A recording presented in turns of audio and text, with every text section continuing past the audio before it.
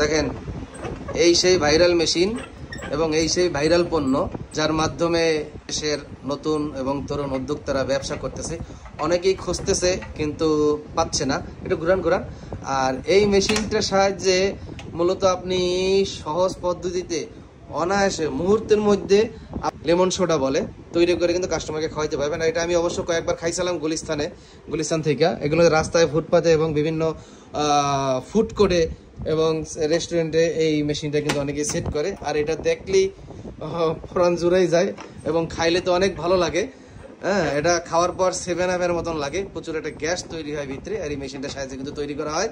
আর এটা তৈরি করার জন্য কিভাবে তৈরি করবেন এটা সব কিছু আপনাকে কিন্তু শিখিয়ে দেবে। আর এই ব্যবসাটা কিন্তু আপনার 1 থেকে 1.5 লক্ষ 2 লক্ষ টাকা ইনভেস্ট করেই কিন্তু শুরু করা যায়। এখানে আরো অনেক ধরনের মেশিন আছে।